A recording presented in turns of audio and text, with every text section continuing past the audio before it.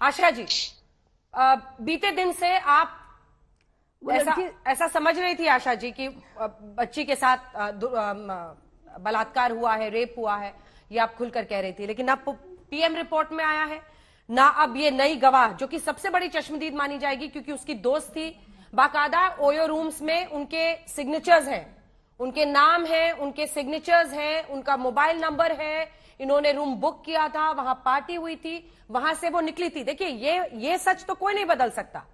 वहां पार्टी से साथ ही निकली थी, स्कूटी पर आगे पीछे, पहले उसने ड्राइव किया, सब फुटेज है। लड़ाई हुई कि नहीं, गाड़ी मैं चलाऊंगी, वहां से ये मामला आगे बढ़ा है। आज इतना कुछ जानने के बाद आप क्या कहेंगी आशा जी? देखिए, जो लड़की कह रही है कि आप कह रही हैं कि होटल में, चाहे जो होटल वाला, वो भी मैं भी पूरे न्यूज देख रही हूँ, लेकिन जो बच्ची को मैं ब्लेम नहीं कर रही हूँ। जितनी बच्ची वो दुनिया में नहीं है उसके लिए मुंह है, उतना ही इसके लिए भी है। लेकिन कुछ बातें इसकी डाउट कर रही है कि ये बच्ची अपने से नहीं बोल रही है।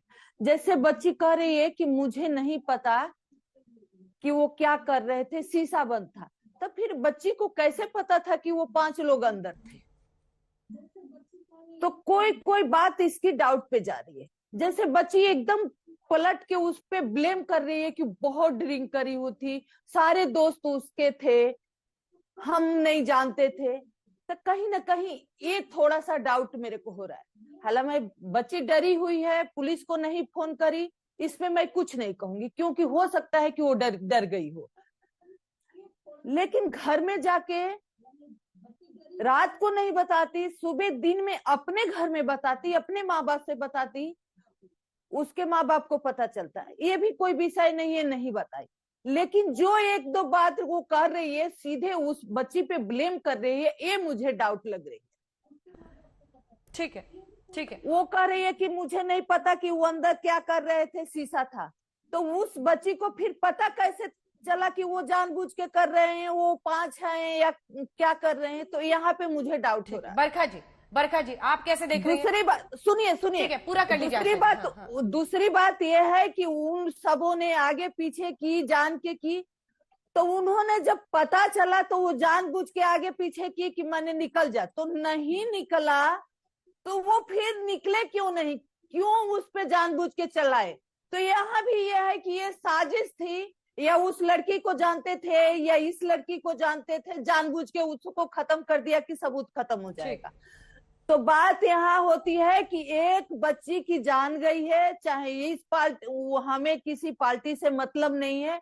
हमें ये है कि ये बच्ची की जान गई है, इसके साथ जो पुलिस की लापरवाही सामने आई है, बिल्कुल, इस पे जांच होनी चाहिए और बच्ची को इंसाफ मिलना चाहिए, क्योंकि ये एक एक्सीडेंट नहीं है। बच्ची के साथ जो घसीट के 18 किलोमीटर दूर ले जाया गया है, तो ये कोई बर्बरता से कम नहीं है। उसको इंसाफ मिलना चाहिए। बाकी तो हम हर केस पे पॉलिटिक्स होती है, अपने सफाई देंगे, अपनी सफाई देंगे। तो मैं अंजना मैडम आपसे हाथ जोड़ के मैं ये कहती हूँ कि इस केस में कुछ तो है जो सामने नहीं आ रहा है। मान लीजिए नहीं, उसके साथ रेप नहीं हुआ है, लेकिन एक एक्सीडेंट भी नहीं है। इस पे पूरी तरह से जांच होनी चाहिए और उस परिवार को इंसाफ मिलना चाहिए। ठीक है बरखा जी, मेरा आपसे सवाल है, देखिए ये अक्सर होता है जब भी इस तरह का कोई भी केस आता है, उसके बाद से पूरी की पूरी फौज उतरती है, मतलब जो विक्टिम है, जिसकी जान गई हो, मृतका है, उसका कैरेक्टर असैसिनेशन करना शुरू करते हैं। और इस बात पर अब जोर दिया जा रहा है कि वो वहां पर क्या कर रहे थे, क्या पी थी, नहीं पी थी। मेरा सवाल यह है, जो हर किसी का सवाल है, 12 किलोमीटर तक दिल्ली पुलिस क्या कर रही थी?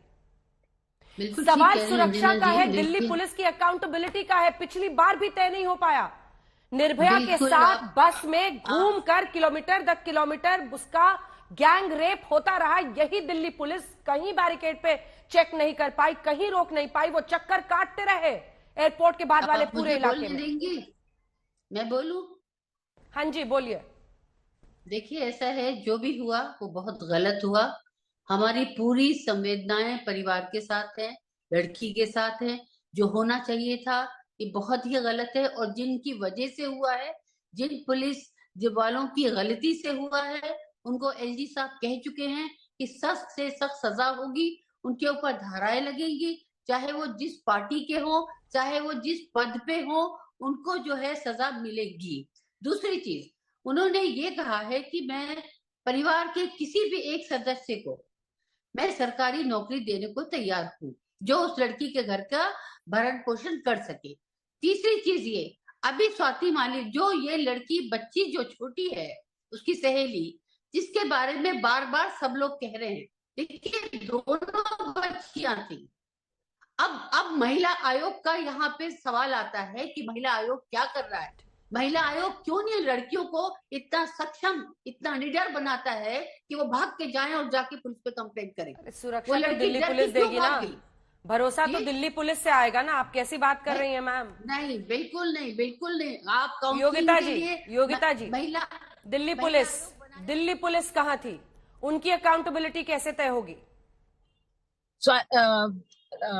अंजना जी, मैं तो सबकी अकाउंटेबिलिटी पूछ रही हूँ। दिल्ली पुलिस तो सबसे बड़ा फेल कर चुकी है इस बेटी को, और अभी तक देखिए फ्यूनरल अभी चल रहा है, मैं यही हूँ शमशान के बाहर। उनके पेरेंट्स अब क्या, उनकी माँ क्या कह रही थी अभी? आप क्योंकि आप वहीं पे थी योगिता जी, उनकी मेरे साथ सामने ही है उनकी माँ, और वो उनका रो रो के वो बेसुध है। उनको तो अभी होश ही नहीं है कि उनके साथ हुआ क्या। छोटी बहन अभी मेरे साथ थी, वो छोटी बहन तो बिल्कुल ही, छोटे छोटे बहन भाई हैं उनके, और बिल्कुल परेशान है और रो रो के उनका बुरा हाल है। उनको समझ ही नहीं आ रहा उनके साथ क्या हो गया, क्योंकि वो बैकबोन थी इस परिवार की, क्योंकि वो पूरा परिवार पाल रही थी। माँ डायलिसिस पर है, बीमार रहती है, पिताजी है नहीं,